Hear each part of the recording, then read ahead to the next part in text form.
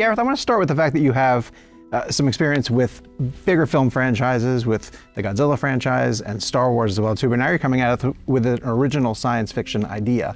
But I want to know if any experiences on those franchises helped you as you were starting to think about your world building in the creator. I guess one thing to maybe talk about is that my very first film, before I got that opportunity, was a very, very low budget movie. It was virtually no money we had for the budget. And Monsters, right? Yeah.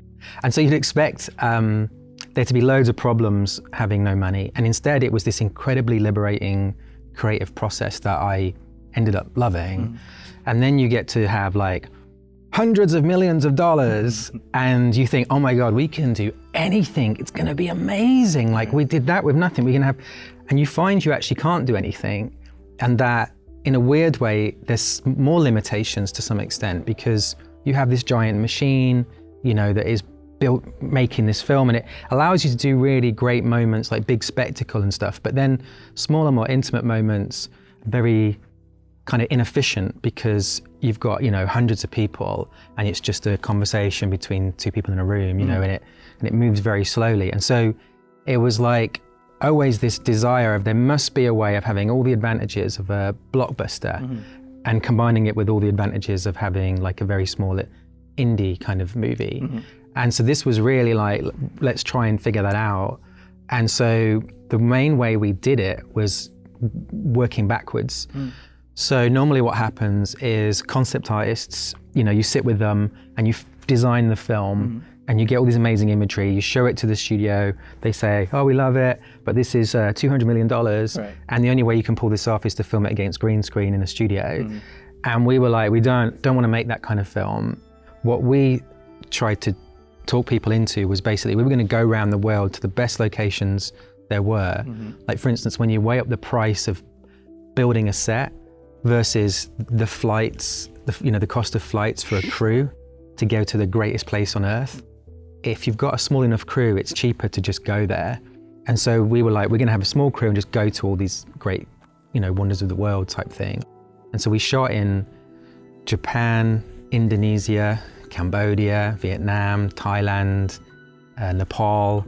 It was kind of crazy. And then once we've edited the movie together, so we sat down with Industrial Light and Magic and James Klein, who was a production designer, and essentially photoshopping and painting over the top of those frames that were actually in the film, so that we weren't ever designing anything that wasn't in the movie, and we weren't building things in VFX that you never saw. That's awesome. And so it was a really efficient way of making a film. And you know, we had a lot of money on this movie, but it wasn't the kind of money you normally have.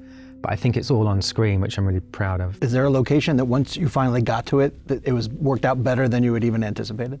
Oh God, they were all amazing. They were all amazing, but Kathmandu in Nepal is like the Disney World for cinematographers. It was when we scouted that, and I took a camera with me and some of the shots are in the movie. At the end of that day, I was like, that's the greatest day I've ever had in my life for filming. It was everywhere you looked were these incredible faces, these amazing light and temples and things, and cows just walking through like funeral pyres, and there was just insanity but beautiful and spiritual and everything. We went to all real places, so we shot in 80 locations, like 80. Wow. Like, I can't remember, but on like Star Wars, it was just a handful of places we went to.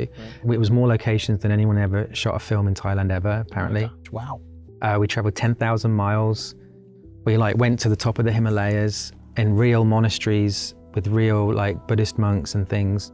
The jungles and the beaches, and went to like Tokyo and for the mega city, you know, sci-fi-ness of it all. And action! Action! Can you talk about how your relationship with VFX and your background with VFX have evolved, even going from monsters into the Star Wars universe, and how technology has changed to make it maybe even easier? I'm not sure if easier is the right word, but more accessible, I guess, to try to create the vision that you're reaching for with the creator. I don't know if you'd have to ask ILM if it's a good thing or a bad thing, but I think having a VFX background, I only ever got into VFX so I could make films, and like a lot of people, and then I ended up spending 10 years doing visual effects, and like, oh my God, what am I doing? Like, and always putting it off and never actually making a movie. And then one day, you know, I drew a line in the sand and I was like, I'm just gonna spend all the money I have and just try and make some very low budget thing using these skills or whatever. And my skill set, if I had any at all, was what I'd call guerrilla VFX, like really down and dirty. Like if it looks good, it is good. Like and it would be total cheats. But then bringing that sort of guerrilla approach to the higher end stuff, I think really helps it become efficient. Like we have shots of cities in the movie, and normally what you do is design that city, build it all in 3D, texture it all, so you can see it from any angle. But instead we would shoot the footage, paint over the footage a bad version of the city, like a really rough painterly thing. Then someone else would then go in and Photoshop a very tidy, like better version of that, and then the whole thing got projected, like a film projector got put onto like simple shapes. And to the viewer, it looks like 3D and it looks really complicated, but actually it's a massive cheat. And so like trying to cheat whenever we could just stretched our VFX budget. And to me, as important as the screenplay, the idea, is the process in which you make a film. I would have more confidence in like an idea that was mediocre, but you can completely control how it's made versus, the other way around. And so honestly, you knock on the doors, I've got an original science fiction film, it's a big blockbuster, and people are nervous now. They don't want to really do that. So fingers crossed. Yes, please support whatever original sci-fi blockbuster you want to support this summer. It doesn't matter which one. Right. Just pick one. There's only one. Gareth, we really appreciate you stopping by AMC Theatres to talk about your original science fiction film, The Creator. No, thanks for having me. And if you have to get your tickets for it, head to amctheaters.com, go to the AMC Theatres mobile app, grab your friends and family, and we will see you at the movies.